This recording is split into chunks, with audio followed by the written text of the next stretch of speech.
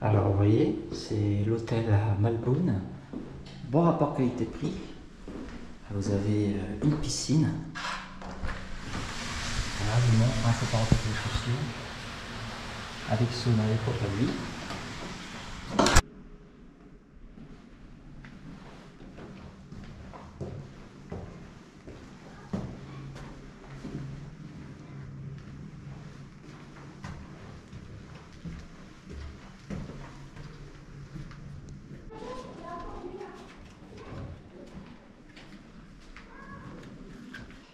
Alors maintenant c'est de rigueur, c'est toujours accès avec la carte. Puis alors dis donc la chambre, hein. Là-dessus, ils m'ont pas loupé, hein, mais dans le bon sens du terme. Hein. Oh là là, ça en est presque une petite suite. Voilà, 2 pièces pour GG tout seul. Et en plus le petit déjeuner est inclus. Et ils ont eu la délicatesse de me laisser 2 fruits. Pour ce qui est de la vue, bah, c'est comme à Zurich, hein. Il n'y a pas vraiment de vue. On est dans les feuillages. Si, en regardant là, on voit les télésièges parce que ici, c'est l'unique station du ski du Liechtenstein. Mais bon, pas être exigeant non plus, hein. Au moins on est au calme.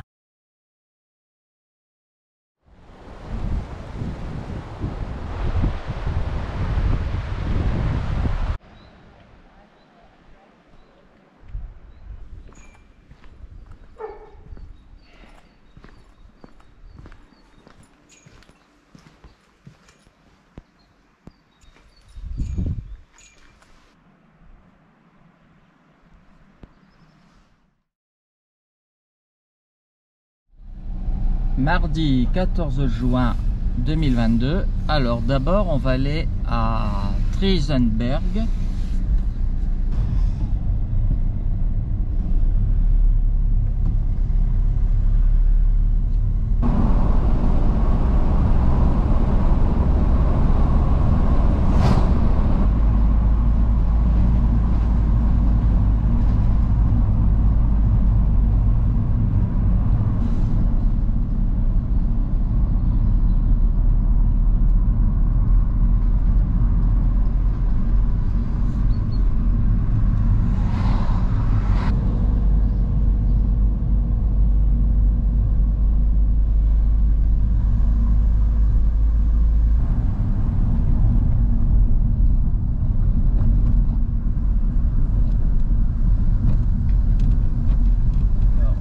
Bon alors pour mon point de vue, il faut aller à Gaffelé.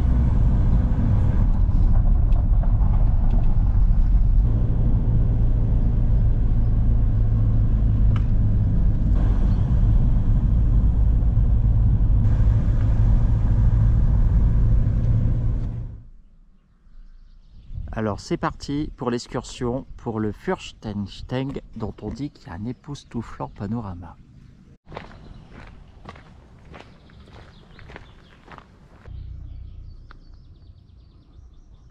Ah oui, il y a aussi les 3 sœurs.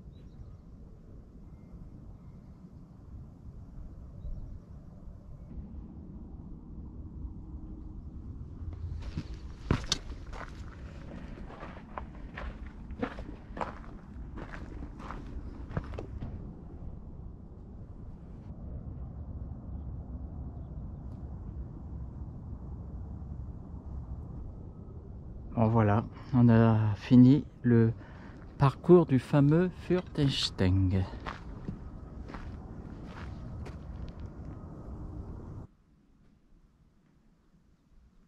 Bon, bah pour retourner au parking à Gaffelet, bah, on peut prendre ce parcours. Alors, ce qui est marrant, c'est que là, je viens de recevoir un SMS, le fameux 79000, qui me dit que je suis bienvenu en Autriche. Ah oui, si j'ai bien compris, il faudra remonter tout là-haut, tout là-haut. Et même qu'il y en a un qui fait des travaux comme ça. Ouais, à mon avis, ils améliorent le chemin. Ouais, ils balisent.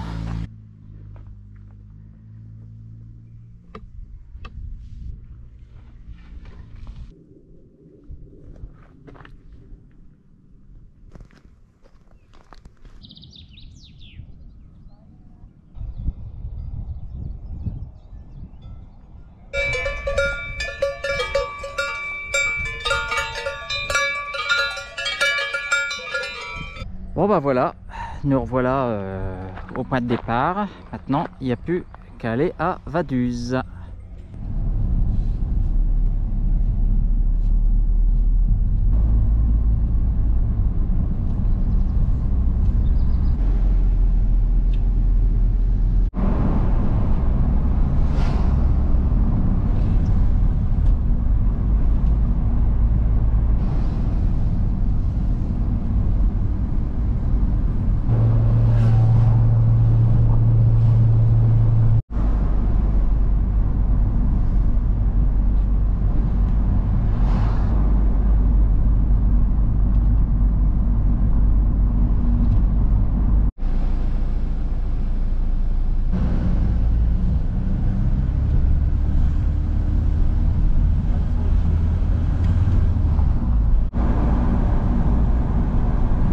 GG va maintenant entamer une visite plus complète de Vaduz. Alors d'abord on va longer ce petit ruisseau dont il ne connaît pas le nom par ailleurs. Alors c'est bien hein, dans ces pays d'avoir des points d'eau fraîche et potable. Et c'est pas en France qu'on voit ça, hein. Plus souvent sur les fontaines c'est marqué eau non potable, pour dire de faire payer quoi. Le château de Vaduz, où réside le prince, ce n'est pas ouvert à la visite.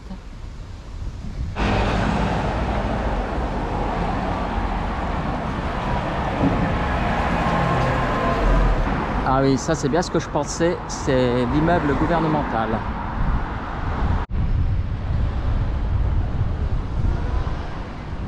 Et en haut, le palais du prince qui veille sur ces sujets.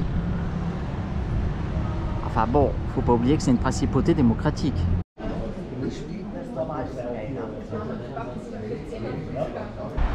Et ça, c'est l'église de Saint-Florin. Je crois même qu'elle est élevée au rang de cathédrale. Ah oui, et d'ailleurs, c'est prédestiné. C'est que à proximité de l'église se trouve le domicile natal de Joseph Rheinberger. Que natif de Vaduz, il s'est illustré en tant que musicien comme compositeur de musique religieuse. Et par ailleurs, il fut tombé un peu dans l'oubli malgré sa grande notoriété dans la seconde moitié du 19e siècle. Ah oui, l'existence de l'église remonte au XIIe siècle. Je crois que ça devait être par ici, ça, la maison natale du musicien en question. Ça c'est quoi à mon avis? Je me demande si ce ne sont pas des bancs de mariage.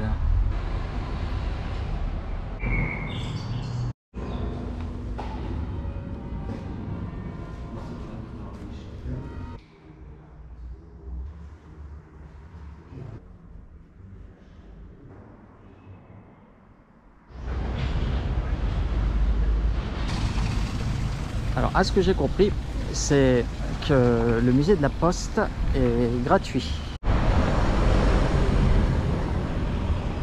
J'ai bien peur que le musée soit fermé. Enfin, on va voir. On s'est fermé, bon, c'est pas grave, c'est de 13h à 17h. Oh, c'est vraiment une capitale lilliputienne, hein, Vaduz. Ah, c'est le théâtre du Prince, ou le cinéma du Prince. Ah là là, GG est en train de penser, finalement il faudrait que toute l'Europe soit subdivisée en des principautés de ce genre, quoi. Même si ça se comptait en milliers. Et ceci, on va dire, de Reykjavik jusqu'au moins au mont Oural.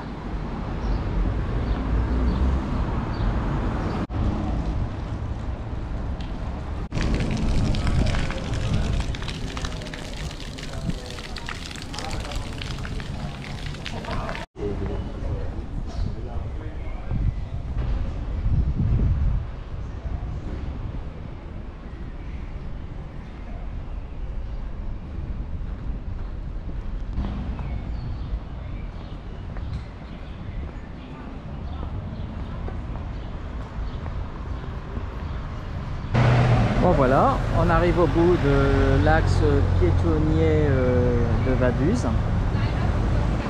Maintenant, GG il va aller du côté de du domicile du prince. Alors je crois qu'il faut revenir vers la cathédrale.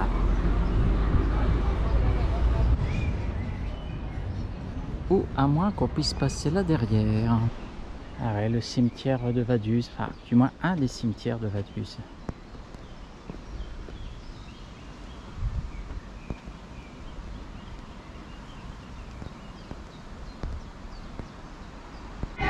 Finalement, l'accès au château se fait de la rue commerçante.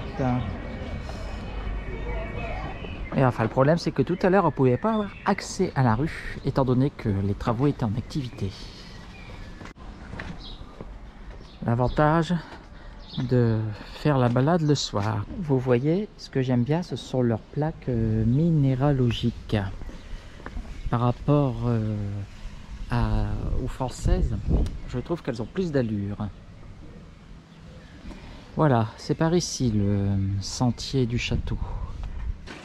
Vous voyez ici, vous avez le fonctionnement politique de la principauté. Actuellement, le prince Hans Adam II, c'est le 13e prince régnant du pays. Alors après bien des péripéties, l'actuel château, qui comprend 130 pièces, est depuis 1938 la résidence du prince.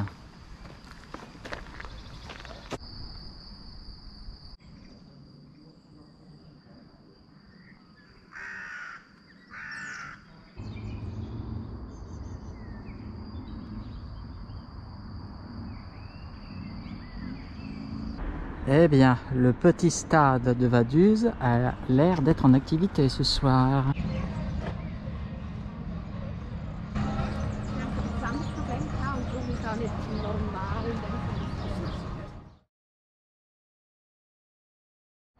Mercredi 15 juin 2022. Bon alors GG va tant bien que mal parce que avec la chute qu'il a faite hier, il a mal au pied gauche. Donc aller jusqu'au moins le Sa-Rejzer George et mieux encore à plus de 2300 mètres d'altitude vers le Hogstenberg. C'est parti. Et voilà le petit village de Mulhdun.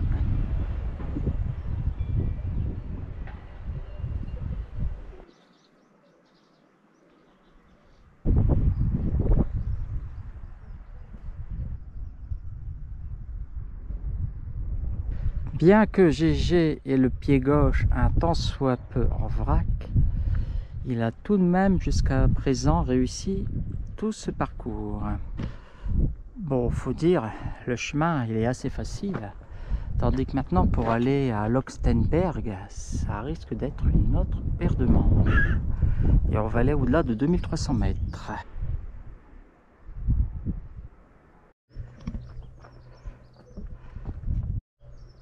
Hogstenberg, à mon avis, ça doit être là-haut, là, où il y a une croix.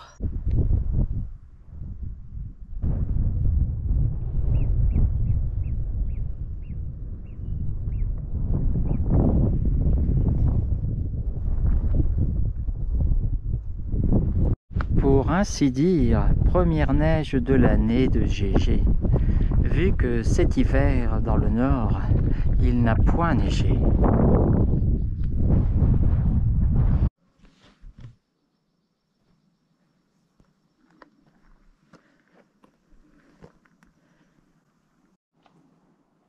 Oula, sacré chemin.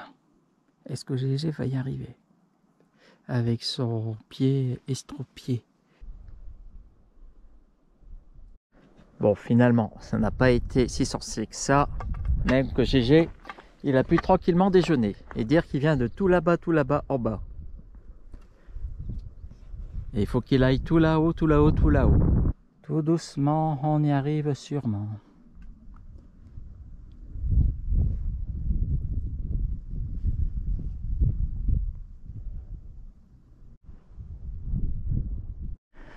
Ah là là, voilà qu'il nous tombe quelque chose maintenant.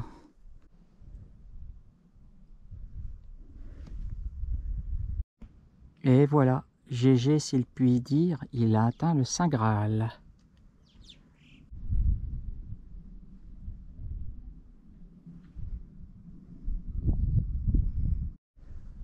En bas là au fond, ça doit certainement être Vaduz et sa vallée. Malbune. Et puis là-bas, les Alpes autrichiennes. Et finalement, l'averse de tout à l'heure aura été de bien courte durée. Et ici, on est donc à 2359 mètres. Bon voilà, on atteint le poil plus haut, maintenant on va redescendre. On va aller vers Platzer Jute.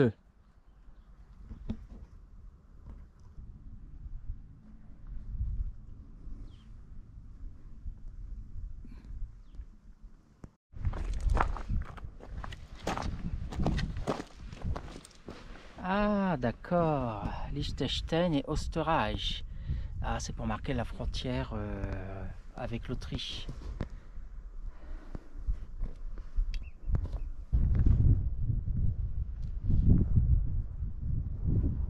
Eh ben, il faudra même marcher dans la neige.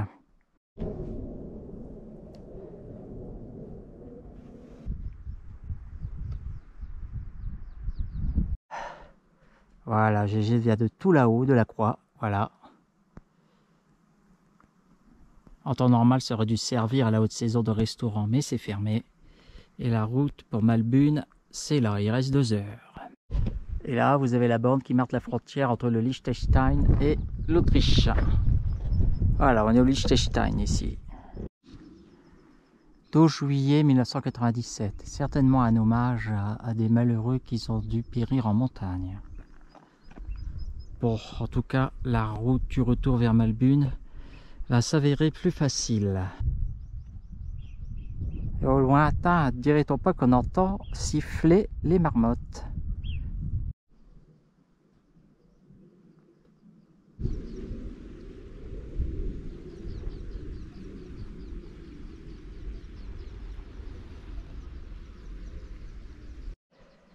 Ouais, c'est sûrement un terrier de marmotte, ça. Et d'ailleurs, depuis tout à l'heure, on les entend siffler. Voilà. Ça devient bon. Malbune est droit devant nous.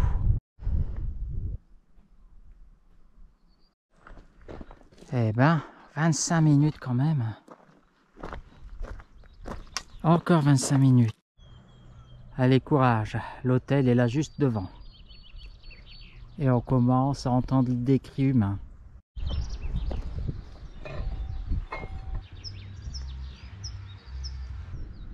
Et voilà, nous voici revenus au point de départ. Il est exactement 18h08 et GG était parti à 10h55. Donc ça fait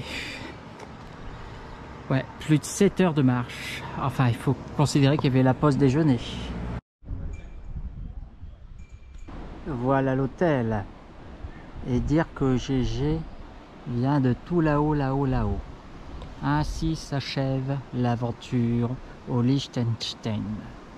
Ah, décidément, GG n'arrivera jamais à prononcer correctement le nom du pays.